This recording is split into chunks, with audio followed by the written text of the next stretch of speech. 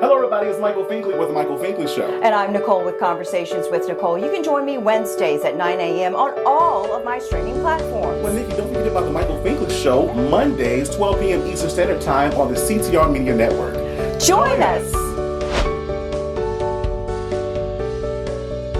Make a way. Just when I feel from the season's hit movie, The Color Purple, is Fantasia, forming Superpower, now available on all streaming platforms. These lost lands, I kept my faith in us. No way, no days I didn't think about you. This is Director Ryan Givens on The Michael Finkley Show, and if you ain't tuned in here, I don't know what you doing, because this boy good.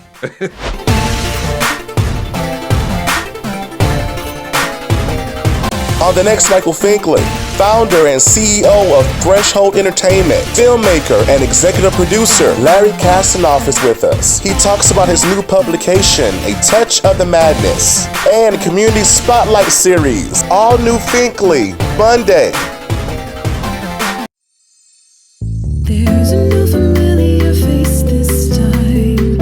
Say hello to the new daytime. See it everywhere you go. Doing the greatest show. It's no other than the Michael Finkley Show. There is no other. He's like no other. I'm so glad that someone resonates with me. Come celebrate with me. Let's do it together. Welcome back to the Michael Finkley Show. Now, y'all, my next guest, he is a CEO, he's a producer, and he's an author as well. And he's going to talk about all three of these roles and how they create to the madness. I promise you, Fink fam, he is none other than Larry Kasanoff. How are you? Good, man. How are you? I am super, uber well, fantastic. Yeah, we'll go there. That covers it all. Yeah, it does. It does. I thank you so much for just chatting with us for a few moments. We're introduced by our great friend, Larry Namer. And when he brought you over, I'm like, yeah, I got to have him on. Because this is the year of 2024, and we need to tap into what we call the madness, right? The touch of the madness. So let's jump right into it. Larry, the madness. Define this for us. Well, I'm a film producer, and I noticed in my job and in other people's jobs, I think that today's generation is kind of a lost generation. And part of that is they're afraid to stand out. They're afraid to be criticized. They're afraid to take a shot. And they're afraid to be creative. And I wanted to change that. And I think that the current of the river of life will always try and pull you towards the middle. You can't do this. It's too crazy an idea. And I think when it's too crazy an idea, that's what you want. Because if you don't want to be stuck in the middle and you want to be great, you got to innovate, you got to be creative. And the best way to do that is to embrace what I call a touch of the madness, that inner crazy feeling that's saying, you can't do this. It's too nuts. Your parents will hate you. Do it. That's the one. If someone calls you crazy, that's a compliment. Take it that way. So I wrote the book, and I give speeches to try and encourage people to embrace their inner madness and be the most creative they can possibly be. I gotcha. And like you said, we need more of that in 2020, now in 2024, right? More than ever before, because a lot of, especially my generation, the millennials on down, it's like we go with what's trending, right? We go with what's most popular instead of trying to stand out in our own craft. When did you find your madness? Well, I was sort of lucky in the madness world in that when I was a little kid, my dad took me to the movies. And he took me to a James Bond movie, and I left and I said, I want to be that guy, James Bond. But what's the guy that said produced by? What does that guy do? And my father explained what a movie producer was. And I said, that's it. You know, I was like a little kid. I was like under 10. I said, I'm going to go to Hollywood and be a movie producer. And my parents were wonderfully supportive. And long story short, I did. So I was fortunate in that I knew from a very young age what I wanted to do. And I learned when I really had it reaffirmed to me, I was very lucky, and out of school, I got a great job at an independent film studio called Vestron. This was in the mid 80s when home video was doing great. So home video in those days was like streaming today. In other words, an industry that didn't exist existed, and we needed a lot of movies to fulfill the shelves of the video stores. And I got a job to run production and acquisitions of this independent studio, and I had to make 80 movies a year, 80. So right now, if you run a studio, you make about 15 movies a year. And I was fresh out of school, and my instructions were buy them, make them, co-produce them, just don't lose money. So we made low budget horror movies and kind of action movies with B stars and rom-coms. And then we got a script called Platoon, which was not one of those movies. It was a very serious movie about the Vietnam War. And I really wanted to make it. I loved the director. I thought he was great. And it had a new take on it. And I went to my boss who owned the studio and I said, I want to make this. And he said, you're crazy. This isn't what we do. So you're crazy. This is the beginning of it. But I really wanted to make it. So I fought. And my boss said, you know what? You're the head of production. It's your decision. But you see, there's always a but. If you fail and the movie fails, you're fired. What do you want to do? And he fired people all the time. It wasn't an idle threat. So I thought, well, I didn't get in the movie business to play it safe. So I greenlit Platoon. When I first saw the movie, the first cut of the movie, I'm the only person in history to laugh his way, to giggle his way through the screening of Platoon, not because it was bad, because it was so good. I went, oh my God, I'm not getting fired. I'm not getting fired. And it was so good, it won Best Picture at the Academy Awards that year. A few months later, I ran into the director in a bar in New York one night. He bought me a drink and he said, you know, kid, I always liked you. You have a touch of the madness. And I thought, a touch of the madness? Is he calling me crazy? Am I crazy? And then I thought, well, my boss was crazy to give a 25-year-old kid an 80-picture film slate. Oliver, the director, was crazy to insist on making a movie about the Vietnam War in a way no one had ever done. And I had a touch of the madness by betting the best job in the world on it. And that's when it really affirmed in my life that this is what we need. We need to stand out because the audience, your customers, your friends, whatever, they want the new and the different. And to do that, you have to swim against that current and you have to embrace madness. And that's been my touchstone ever since. That's how I greenlight movies. That's how I make decisions. That's how I cast people. That's what I do in my personal life. I look in someone's eyes and I think, does this have a touch of the madness? Is this a little crazy? And if it is, I do it. Do you ever look back and think about that little boy that said, I want to do that when I grow up, and now umpteenth years later, right here doing it? Do you ever reflect on that? Really only when I do a podcast like this and someone asks me the question, because mostly I'm obsessed with what I want to do next. I mean, I'm very grateful, but I don't sit around and think about that. And sometimes I run into an old friend from high school and they say, you used to run around in junior high and say you're going to do this. And that's cool. But no, I'm during the pandemic, we developed movies because we couldn't make them.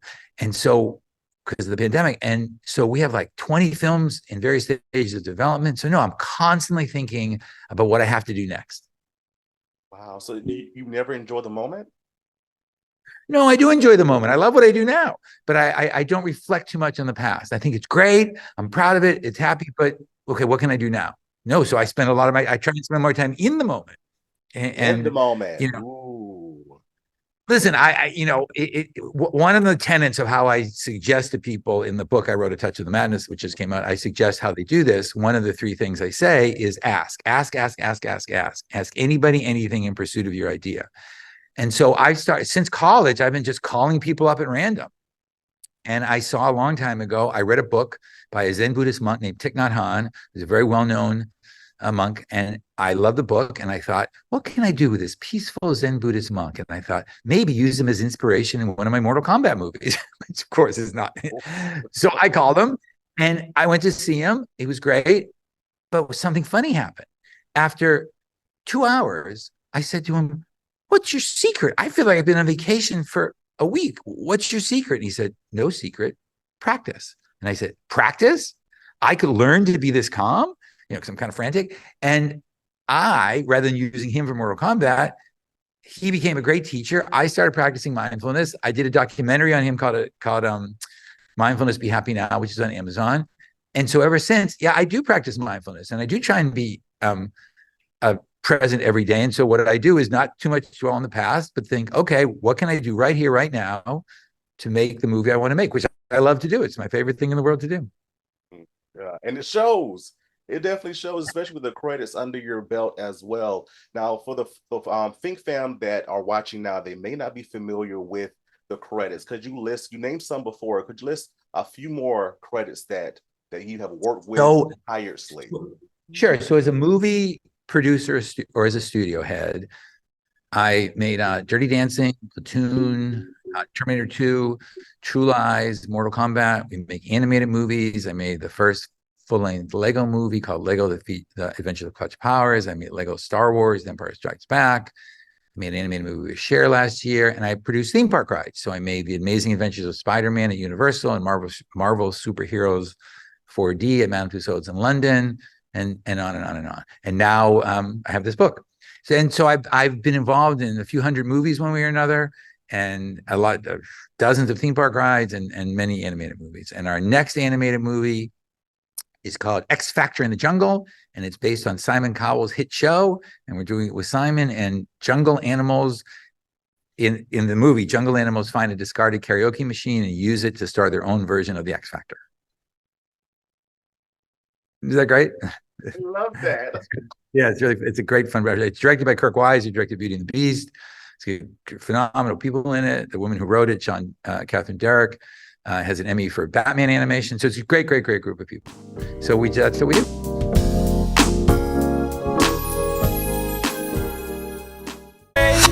Down the fast lane. Hey y'all, I'm artist Billy Stonecipher, and you're watching The Michael Finkley Show. Like a freight train down the fast lane, we're coming. On the next Michael Finkley, Butta B. Rocka's in the building. She talks new music, new projects, and more. Plus, Community Spotlight Series, Mondays Finkley.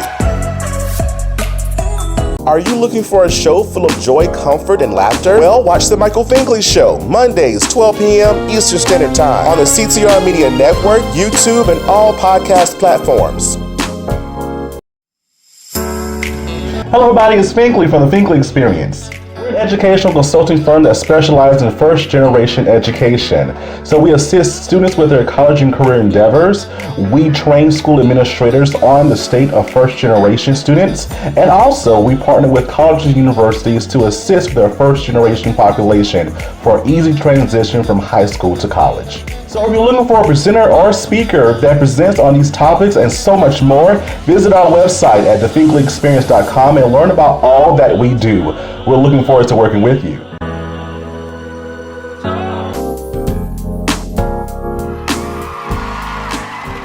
love the way that you tied your book, A Touch of the Madness, into your experiences to give us these points to try to tap into our own madness. Could we talk about these 3 points as well? We're going to talk about them. So the first one is creating that idea that your audience will excite your audience. Like what steps or factors are needed for that?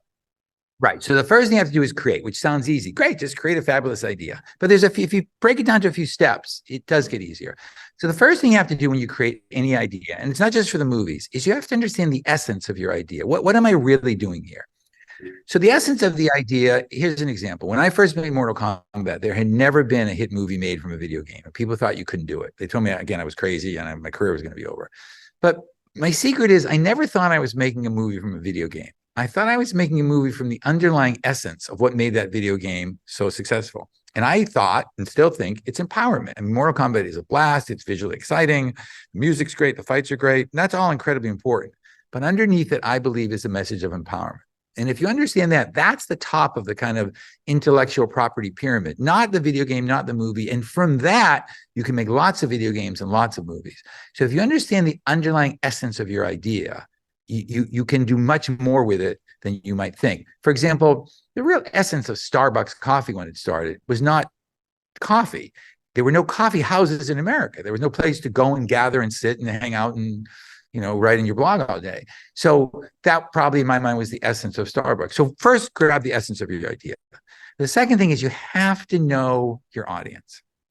Who is this really, really, really, really, really for? And if you don't know who your audience is, you're going to make mistakes. Because I give a speech before every movie to the crew saying, you don't work for me, you don't work for the director, you don't work for the studio, you work for the audience.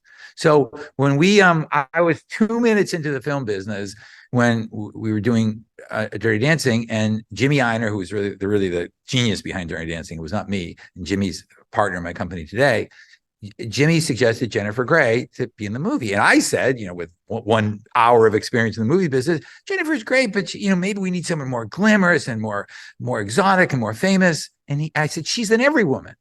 And Jimmy said, that's the point, you idiot, because every woman in the world will identify with her and think they can get a guy like Patrick Swayze. And I thought, okay. And no one in the world knows an audience better than Jimmy Einer. And so that was it. And then the final thing you have to do once now you know the essence of your idea and you know your audience, you have to never, ever, ever, ever give up on that idea, because again, that current will try and take you. So as an example of that, again, with Dirty Dancing, Dirty Dancing was a movie that another studio had started and stopped. We bought it. It was in trouble. And this, as I mentioned, Jimmy Einer, who's a music legend, producing legend, came in and to fix it early on. And the song Time of Your Life had already been recorded, but not the way you hear it. It had been recorded as a high falsetto disco song. Oh, and wow. Jimmy and Michael Lloyd, who he brought in as music supervisor, wanted to change it.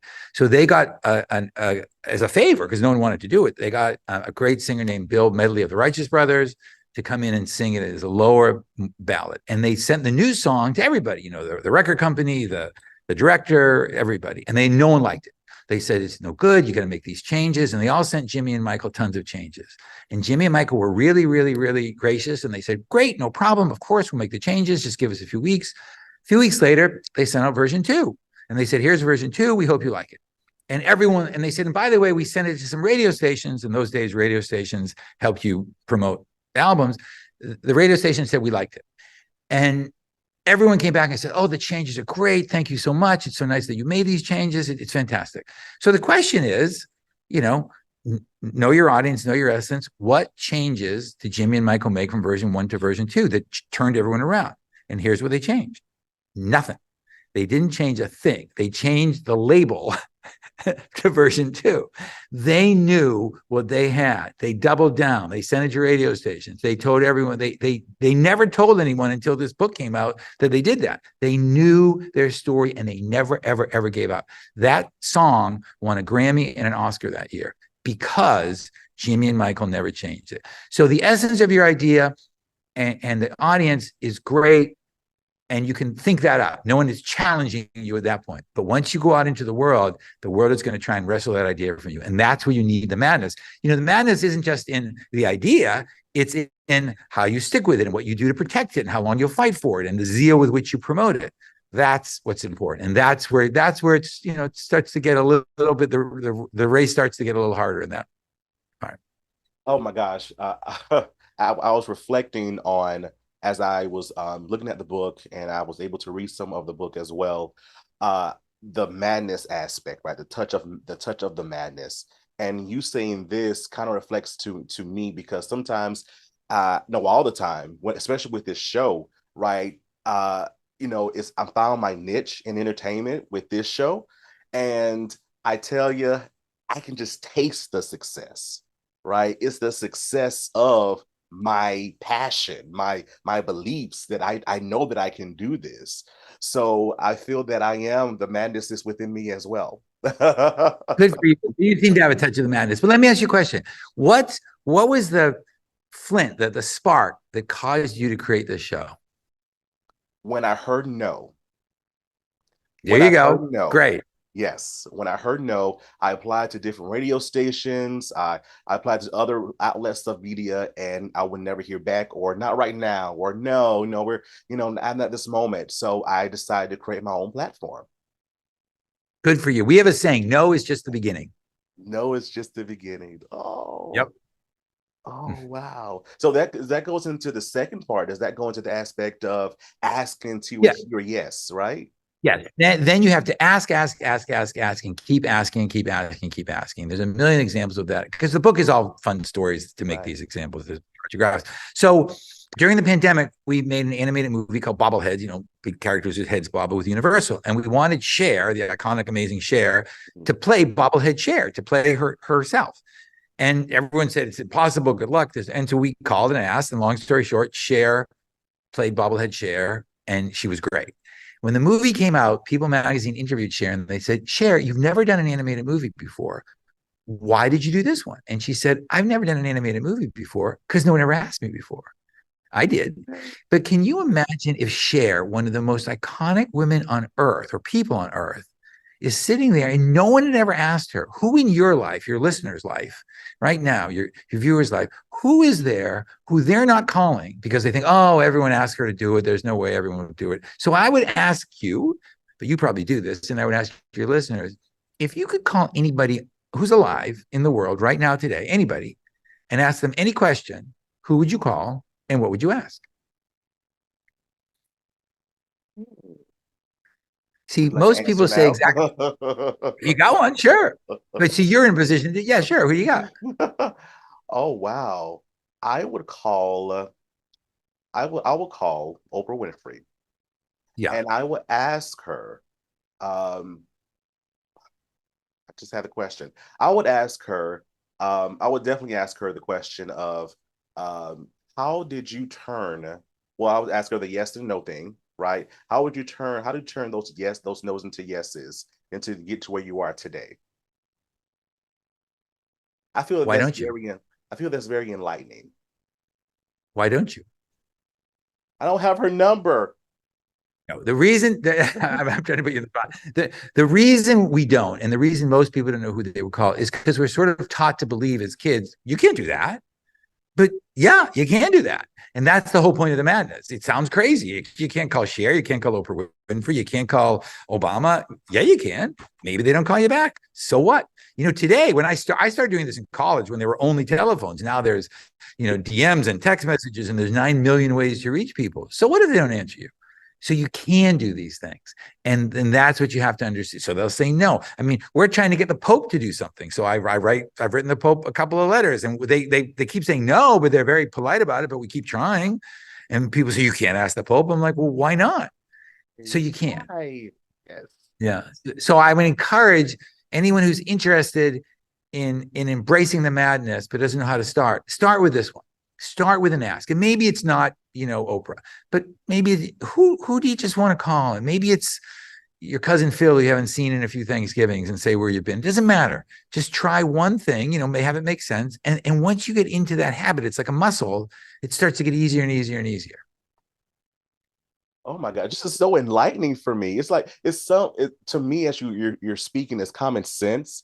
But as you explaining, it's like, oh my gosh, I can do these things. I'm able to do these things.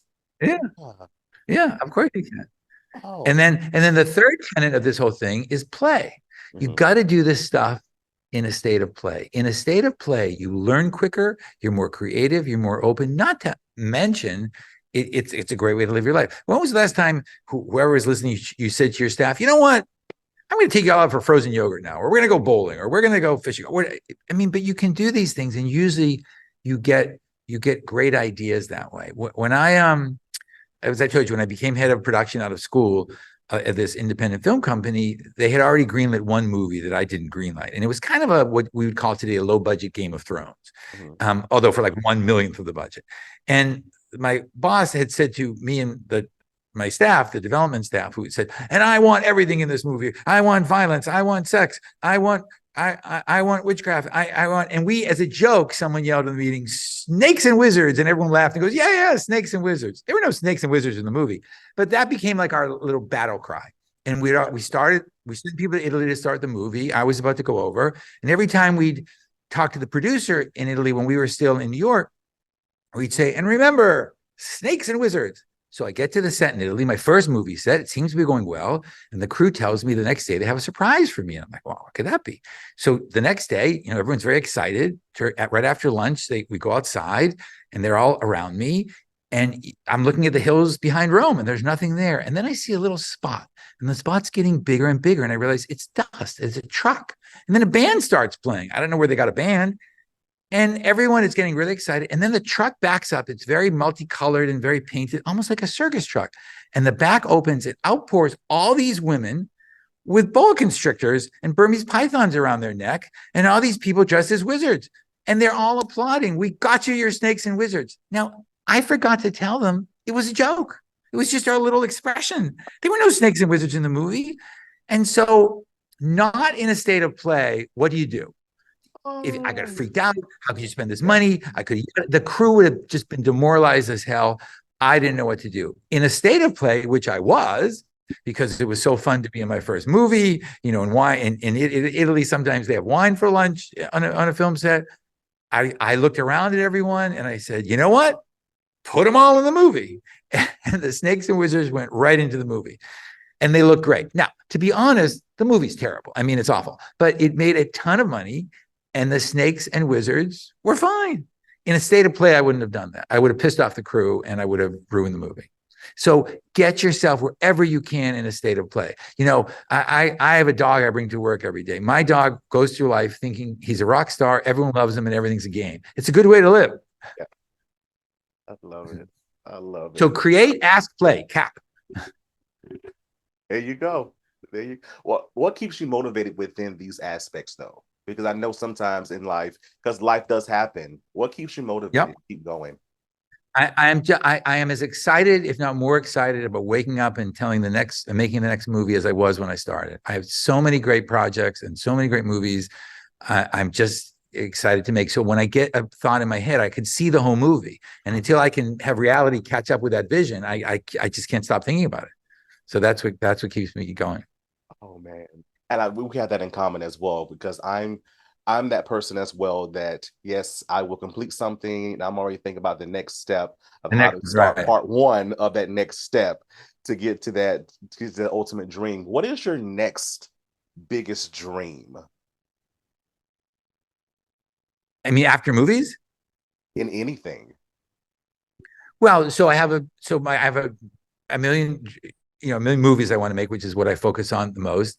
But in my other life, I'm really passionate about getting people to embrace the madness. So I speak about it all over the world now as well. But I'm also a photographer, and I love photography, and I've always wanted to do something with photography. So in May, I have a photography book coming out called Malibu Blonde, which is a kind of throwback to the days of 90s models on the beach in Malibu. And I shot the whole book, and it's coming out, and all my proceeds from it go to elephant charities, endangered elephant charities.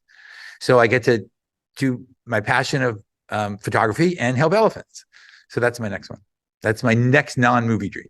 Your next non-movie dream. Your next non-movie dream. I love it. And all that you've accomplished and all that you've done and all that you will continue to do, are you proud of yourself?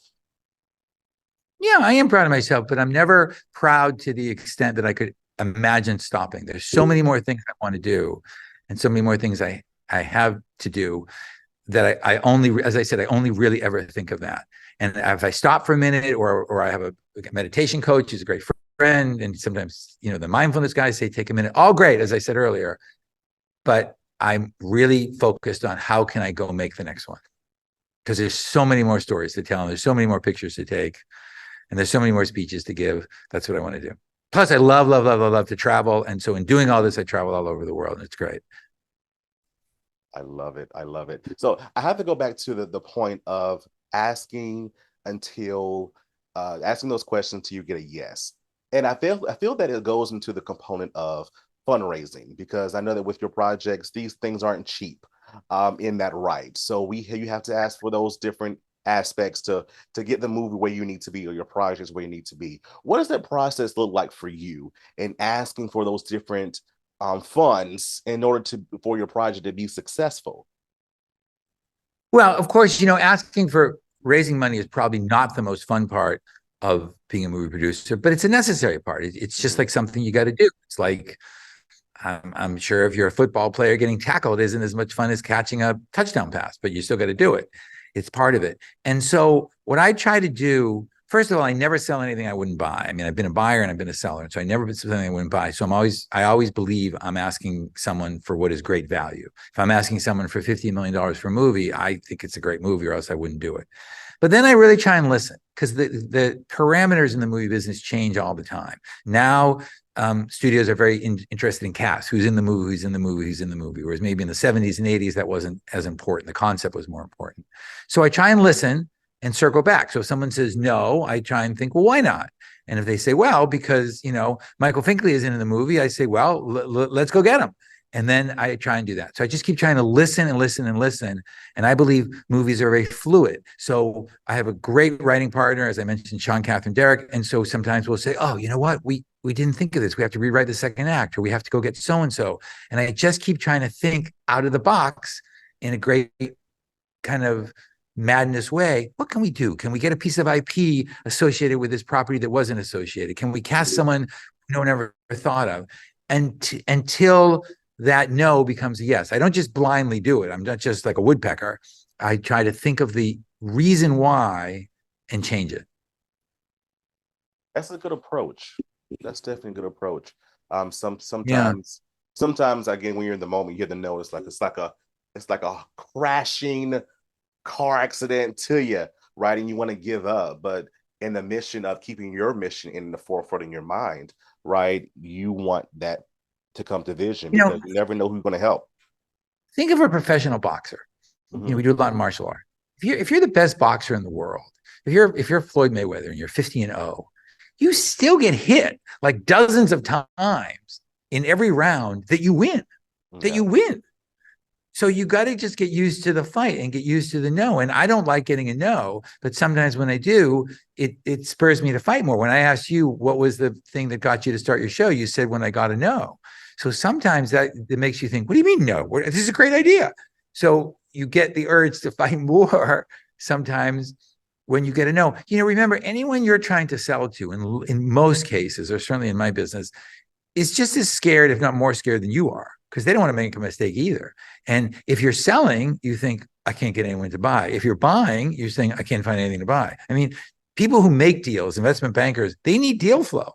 So they're looking for stuff too. So people want to find that movie deal, whatever, talk show to say yes to. You just have to figure out how to make it easier for them and realize that almost anyone you're talking to in today's world, because it's very corporate, has a boss. So they got to go sell up someplace else. So I always try when I pitch something to make it so short. Like when I told you about the X Factor, I could do it in 2 sentences. So if you had to go tell your boss and his boss, it wouldn't get dissipated. So again, it's just a question of how to do it. I'm very interested now in making global movies. I talked to this great talent agency in South Africa today. I think there's so much talent from around the world and so many stories from around the world and so many people around the world who don't see our movies that I'm really, really, really fascinated by that. So as a result of getting all those new people in, you're selling something new and you have a lot more people. So let's say someone says no to you in Los Angeles. Well, go to Johannesburg, go to London, go to Tokyo. There's always a million ways around it. Think of water coming down a stream, going around rocks. There's always a way around. But what you said, it's your mindset. If your mindset is positive, you'll figure out a way to go. If you let it get you, then it gets tougher. You can't let it, your mindset, your state of mind is the most important thing to attend to every day. Because in a positive state of mind, there's very little you can't do. This is good stuff. I needed this. I needed Good. This. Good. Call anytime. I speak to a lot of companies not in the film business, and it's very interesting because, again, we're just not told this. I mean, I'm at the point in my career now where if I pitch a movie and someone says, wow, that's a fantastic idea, we love it, I honestly get a little nervous. But if I pitch a movie and they say, oh, that's crazy, that's never going to work, what are you, nuts? I feel a calm coming over me, almost like a morning mist embracing me on the beach as a touch of the madness envelops me. And I go, they think I'm crazy, huh? Good, perfect. I have some people in my life, I won't say who they don't know this, but they're counter indicators to me. When I call them up and say, hey, what do you think of this idea? They're friends, they're not professional people. And they say, oh my God, you're crazy. I think, okay, if she thinks I'm crazy, perfect, I'm doing it. So I think it's a compliment. And I think you have to, that's what I say when I say embrace the madness, it's a compliment. You don't want to be what everyone else wants because you won't stand out. Exactly. You won't. And the world could use a little bit of positive, good madness in it as well. Yes, exactly. Oh, Larry, so you have to come back, especially when the new book comes out. You got to come back. We got to talk about it. I love to. Thank you. Definitely. You're very welcome. How can we follow you on social media and also purchase this amazing book, Touch of the Madness. So thank you. So the book, A Touch of the Madness, is available anywhere bookstores are sold. It's on Amazon, it's on Barnes & Noble, it's on Audible, it's on Apple Books. And I'm at either LarryKasanoff.com or at Larry Kasanoff on Instagram. All right, you heard it here. Thank you, Larry, for being with us. We appreciate you. Thank you, Mike. I really appreciate it. Great job. Thank you. Big fan. Don't go away. Back in a moment.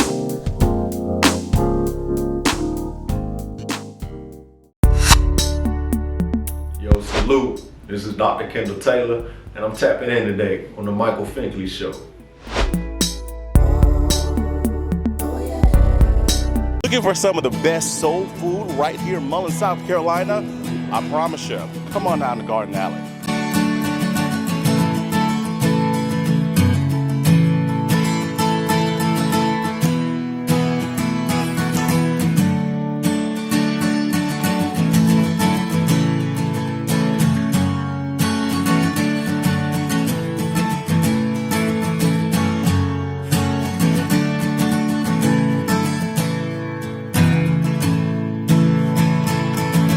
Our grape salad's fabulous, our water gained, our potato salad, our chicken is fresh, macaroni and cheese is salted to perfection. I haven't found anything that's not great. Best ever. Banana pudding, cakes, pies. Yeah. Selection is huge. Garden Alley is an awesome place to eat. I really love it. Come by and see the amazing staff at Garden Alley, downtown Mullins.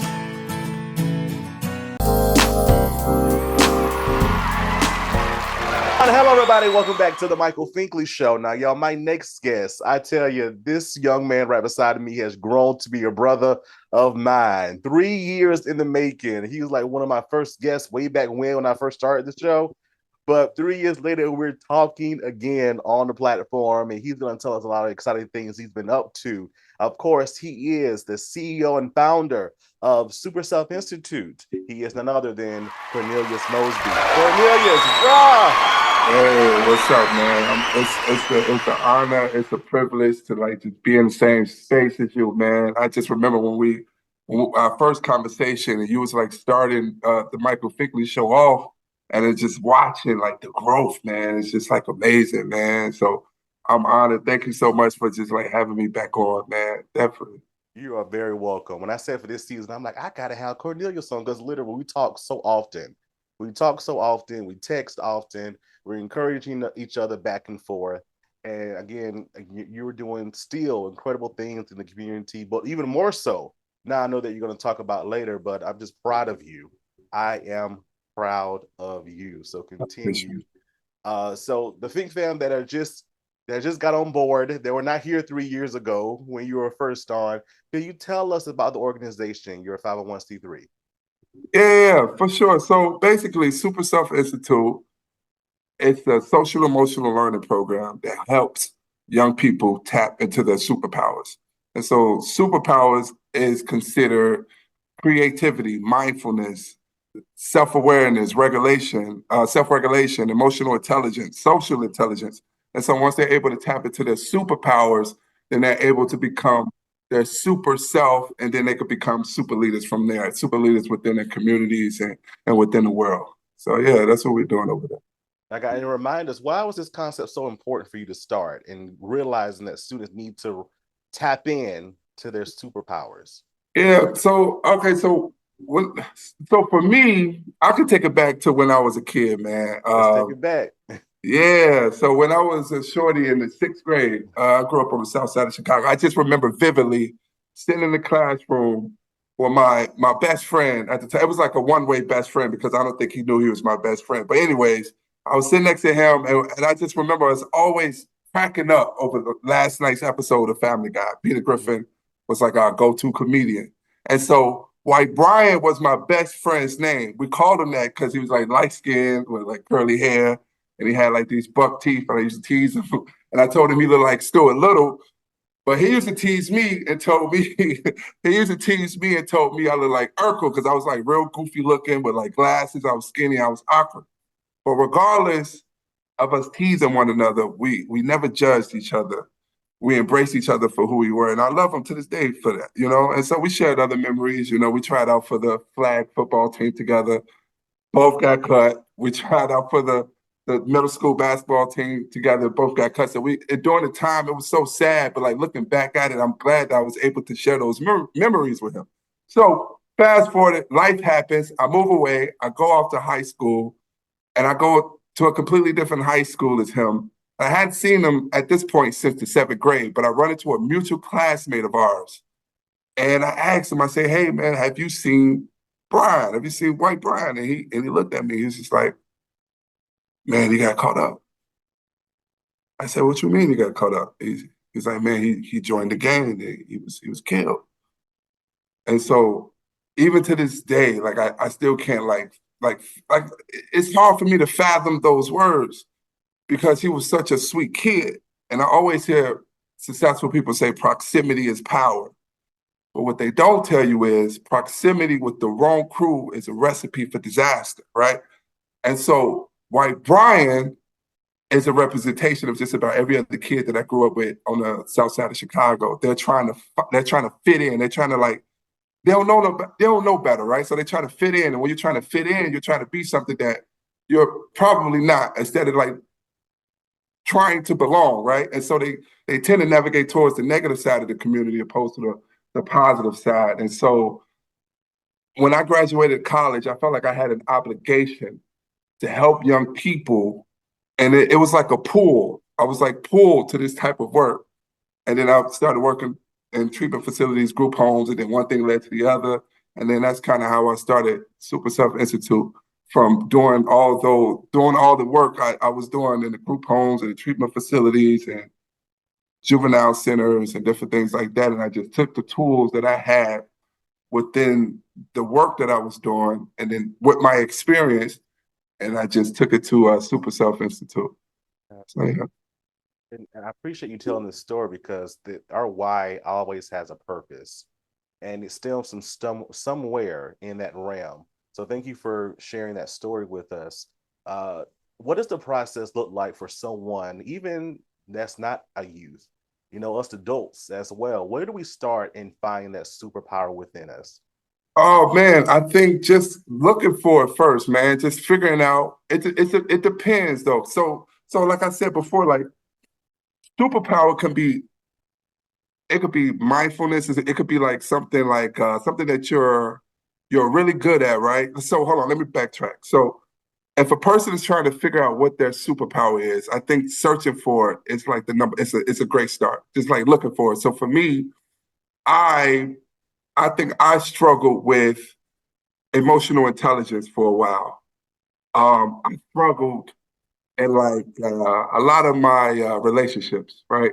And so I think one of the reasons why I struggled with a lot of my relationships in the past was because of just having like abandonment issues. And I took that. So how can I put it? So that mentality that I had as far as like the victim role. And so I would like use that in different relationships that I had, and it would like hinder different relationships. So I got to a point where it was like, okay, so am I going to keep pushing people away? Am I going to keep hurting people? Am I going to end up alone like him? And so it was almost like talking with God is almost like having a conversation with myself. And it was just like, okay, if you keep doing what you're doing, you are going to end up alone.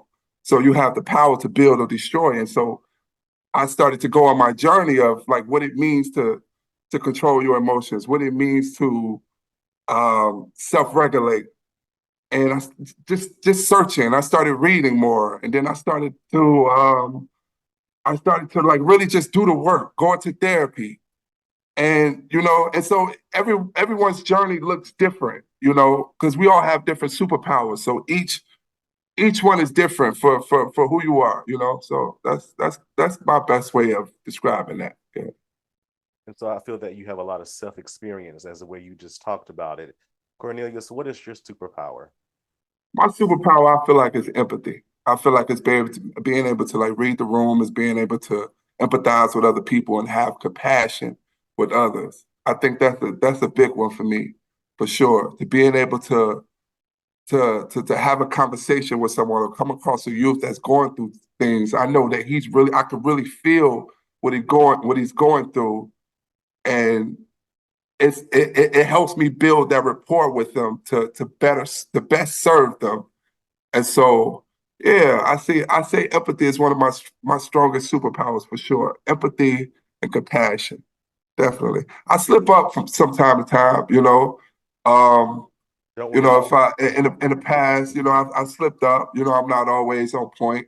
Let's say if I'm having a rough day, and someone is struggling, and sometimes I'm not able to be as fully present, but that's definitely something. It's a journey that I've been like working on, throughout the years and things like that. So yeah. I got you. And it's a daily journey for all of us. Yeah, it really for is. sure. And I'm so glad that you're tapping in to that side of you, right? It doesn't matter what age you are, well, matter what stage you are in life. I definitely, when we tap in and we learn and we grow from those things. For sure. When we met 3 years ago, you were on a roll, and ever since then, you still been on the roll. What have you been up to since the last time we talked? Oh man, since the last time we talked, shoot. What I'm trying to think. 3 years ago. That was about 3 years ago, right? Yes, 4 years ago. 3 years ago, yeah. Okay. So I mean, man, I probably finished another book by then. I know right now I can tell you what I'm doing right now. Right now, I just finished a new curriculum for Super Self Institute, and I'm finishing up an app to help to track the progress of each student that we sign up, and their parents and their teachers are also going to be able to track their progress. And there's like different games and different mindfulness techniques and different meditation techniques and different things like that. I'm working on that. I'm also working on a training that will help the schools implement this curriculum and this app within their schools. So I feel really excited. I feel so excited about this. And since then, I've also been partnered with multiple schools throughout the Chicagoland area, throughout Indiana, so many different speaking engagements. Shoot, it's so much to name, man. I have to like write it down. But yeah, man, it's been a lot. It's been definitely a lot that's been happening since the last time we talked. But I'm extremely humble and just like extremely grateful for the journey, all together. So yeah. Got to keep on going because you're making a difference. You're definitely making a difference. How many books do you have on your belt now? Because I know that when we first started talking 3 years ago, you had a lot, and I think that you have even more. Yeah, no, I wrote 9 books, 9 physically, 9 physical books, and 1 audio book. Yeah, 9 physical. Yeah, yeah. So yeah, man, it's something that I really enjoy doing, man. Just writing and being able to impact the youth in in different ways, not just the speaking aspect. Because what I realize when students are able to, these books are fictional stories, right? So courage is your superpower, and kindness is your superpower. They're all like fictional stories, and so I created that in a way so that the students can take whatever information that I'm giving them, but have fun while they're receiving it and being able to relate to the characters that's written in the book and taking them on a journey. So if we're talking about courage, and we're talking about self-awareness, and we're talking about kindness, and we're talking about empathy, and they're able to say, okay, oh, I like this, and I'm gonna use this for my life, And so when I was writing those books, that's the mind state I had. So every one of those books is so special to me. I really enjoyed writing them, and I'm gonna continue to write them. And yeah, it's been awesome, man. You got some books under your belt too, man. I see you over there killing it. Yeah. We're just here to make a difference, just like you. Just here to make a difference, trying to get the message across of our different platforms. How can the Think Fam, once more, follow you on social media? How can we even book you for different sessions for students within various school districts and colleges alike? Yeah, just go to superselfinstitute.org. You can check me out there. You could go on Instagram, Super Self Institute, Facebook, same thing, Instagram, all social media is Super Self Institute. So if you want to check me out, just email me or DM me. Either one is fine. Either one is fine. All right, you heard it here, Think Fam. Now you got to come back. It's not going to be 3 years, but you got to come back sooner. Yeah. Sooner. And like I For said, sure. just keep doing what you're doing because you are making a difference. Please I appreciate you, man. I appreciate it. Yes, sir. Big fan of the boy.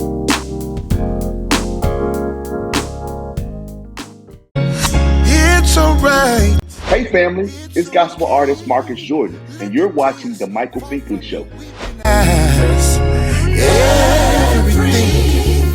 It will be okay. On the next Michael Finkley, Butta B. Rocka's in the building. She talks new music, new projects, and more. Plus, Community Spotlight Series, Mondays Finkley.